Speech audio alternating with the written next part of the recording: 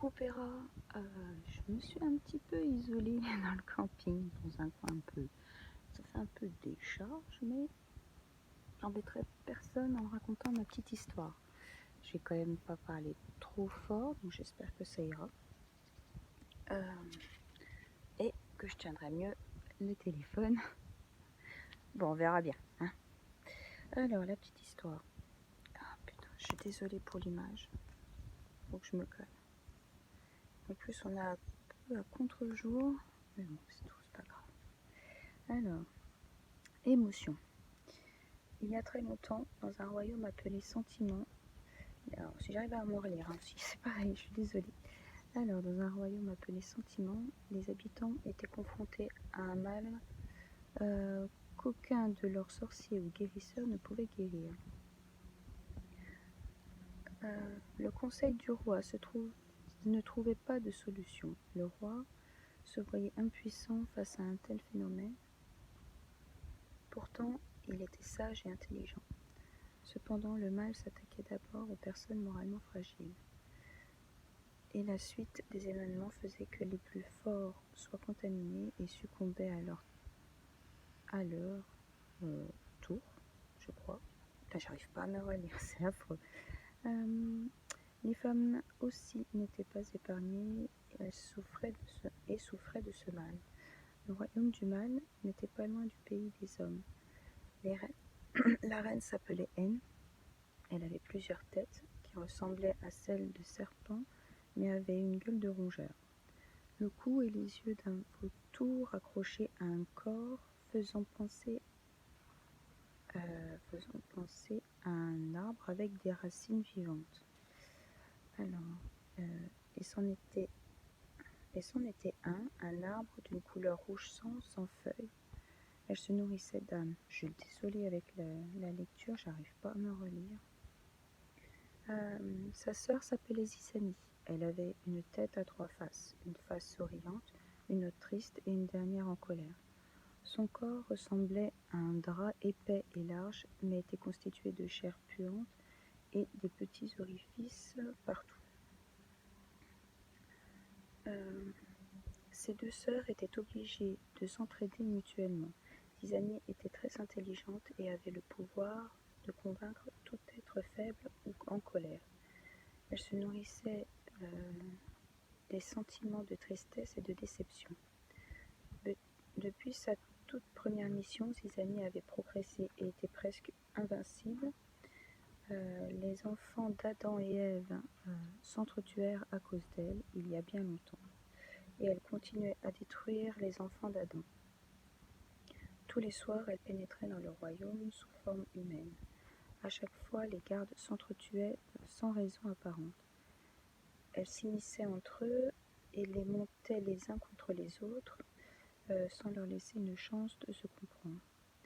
Une fois à l'intérieur, elle commençait sa besogne par les couples mariés, les amis ou deux familles.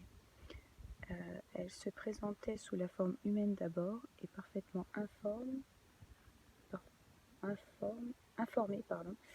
de leurs problèmes. Elle les retournait les uns contre les autres.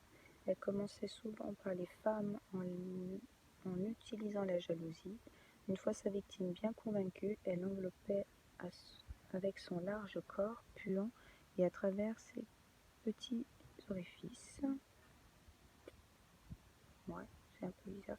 Un message répétant sans cesse la séparation pénétrait dans le cerveau de la victime. Alors, elle attendait que les maris soient de retour pour assister à la séparation afin de se nourrir de leur chagrin et déception. Et après chaque repas, elle grossissait de plus en plus. Mais sa plus grande mission était la guerre, ce qui lui permettait de se nourrir pendant de longues périodes de tristesse. Et pour cela, elle s'attaquait aux chefs de famille en proposant des concours entre familles. Comme il y avait toujours de mauvais perdants, tout commençait par l'amertume d'avoir perdu. Le sentiment était davantage exacerbé par la zizanie qui enveloppait ses victimes dans son corps infectent tout, infectant leur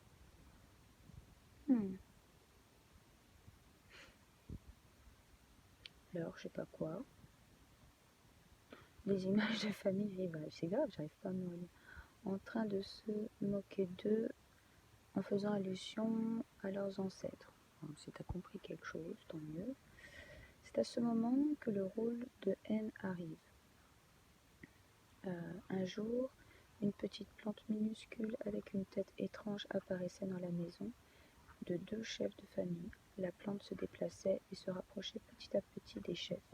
Une fois à sa portée, elle s'agrippait aux habits de ses victimes et pénétrait par les pores dans leur corps. À l'intérieur, la haine mangeait l'âme de ces pauvres gens. Plus ils ressentaient de la haine, plus elle grossissait, et plus elle les rongeait de l'intérieur, et plus ils ressentaient de la haine pour leurs ennemis et ne pensaient qu'à les détruire. Ainsi des guerres sans fin éclatèrent et beaucoup de sang fut coulé.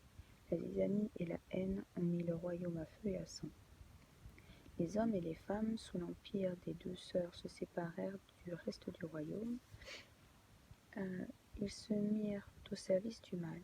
Leur haine était la haine, et ils haïssaient tout être humain. Leurs yeux devenaient rouges, et peu à peu ils perdaient la forme humaine et finissaient par lui ressembler.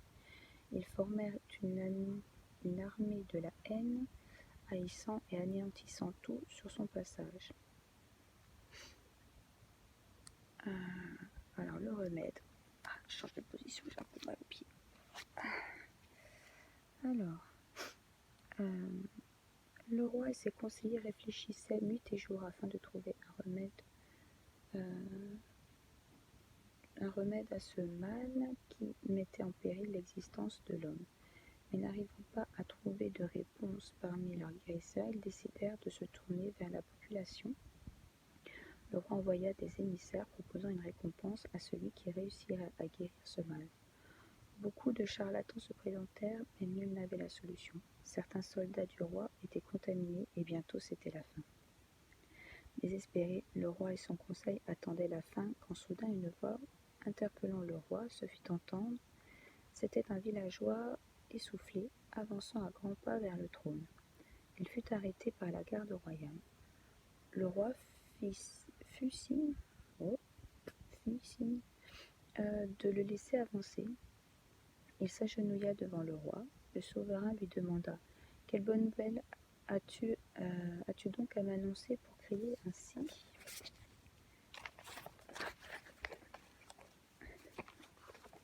Attends, donc je tourne les pages. Je redresse mon téléphone, pardon. Le villageois, mon roi, c'est une nouvelle qui me permet de garder espoir. J'arrive pas à comprendre. Permet de garder espoir. La fin est encore loin, répondit-il. Le roi. Parle donc, jeune homme, le villageois. Je connais un homme qui pourrait nous sauver. Comment sais-tu qu'il réussirait où beaucoup d'autres ont échoué? Je le connais, Majesté. Il a un grand pouvoir magique. J'arrive pas à lire. Pourquoi n'a-t-il pas répondu à notre appel qu'on me le ramène immédiatement? Alors, la garde royale, accompagnée de 2 sages conseillers du roi, suivirent le villageois et arrivèrent au village en question. Ils s'arrêtèrent devant une demeure qui avait quelque chose d'accueillant. La porte d'une belle maison s'ouvrit devant eux et 2 belles femmes firent signe d'entrer. Ils entrèrent dans la cour. Il y avait un très beau jardin avec beaucoup de fleurs. Ils traversèrent le jardin et arrivèrent au seuil de la maison. Il fut interdit à certains de pénétrer dans la maison et quelques soldats et les 2 sages entrèrent. C'était une maison ordinaire à l'intérieur, une famille tranquille et qui semblait en paix avec elle-même,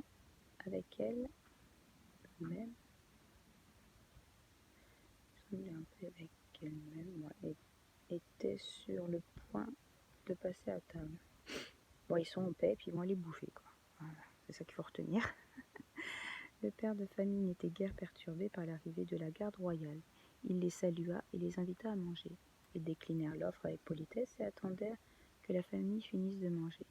Une fois le repas fini, le père de famille les rejoignit et demanda l'objet de la visite. Les sages exposèrent le problème à l'homme et lui demandèrent pourquoi il n'avait pas répondu à l'appel du roi. Il répondit que le souverain demandait de l'aide de guérisseurs et que lui n'en était pas un. Il les accompagna jusqu'au palais du roi. Le roi lui demanda s'il avait une solution aux problèmes auxquels le royaume était confronté. Le villageois: il n'y a pas de problème sans solution jusqu'à l'Apocalypse, mon roi. Dites-nous donc, que faire, jeune homme? Le villageois demanda au roi comment et dans quel but les gens se mariaient dans son royaume. Le roi répondit: pour se reproduire, bon sang. Le villageois: le but du mariage n'est pas seulement la procréation, majesté. Bien d'autres raisons doivent lier un couple, l'amour qui leur permettrait de se supporter mutuellement et de s'entraider.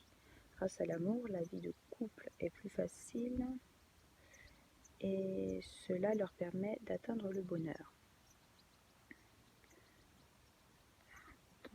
J'ai perdu ma ligne. J'ai une bébête qui monte. Voilà.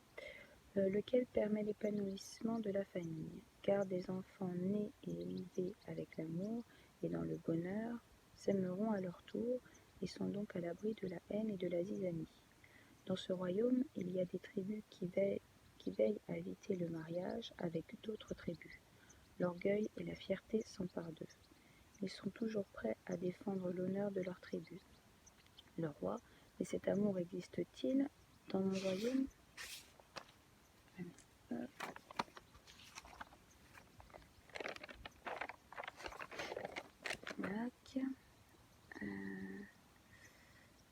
Dans un des foyers, un jeune était amoureux d'une jeune fille handicapée d'une famille ennemie.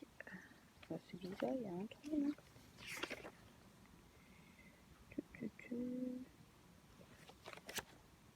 Oh, bah non. Bon, voilà. D'une famille ennemie. Donc leur mariage n'était pas possible dans le contexte actuel tout d'abord. Et deuxièmement, leur famille avait déjà choisi avec qui ils partageraient leur vie. Ils étaient malheureux et vivaient avec le chagrin jusqu'au jour où le villageois débarqua. Le roi envoya ses soldats à la recherche de l'amour. Ces derniers frappaient à toutes les portes pour demander si quelqu'un était amoureux parmi eux. Le jeune homme n'hésita pas une seconde et proclama haut et fort son amour pour une fille de la famille rivale. Son père manqua de peu de l'assassiner avec une lance qu'il lança dans sa direction, mais les soldats s'emparèrent tous de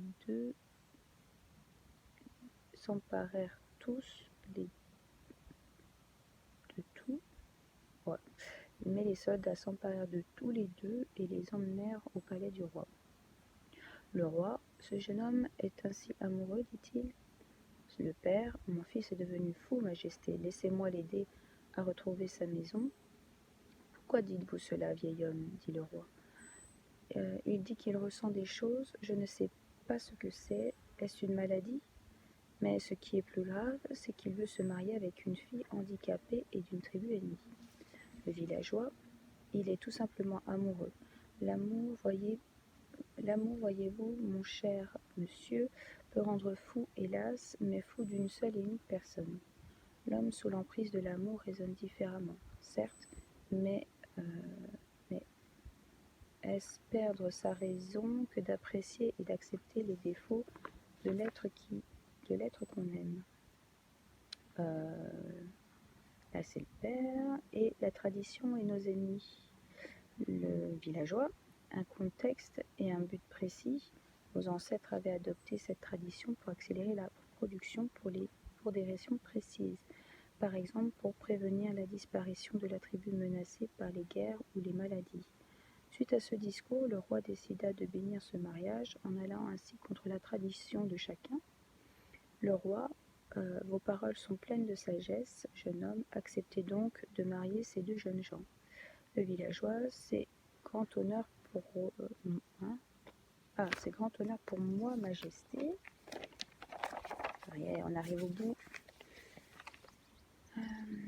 Le villageois, au nom de l'amour et de la paix, je vous unis. Que l'amour grandisse avec vous et atteigne nos deux tribus et les unisse.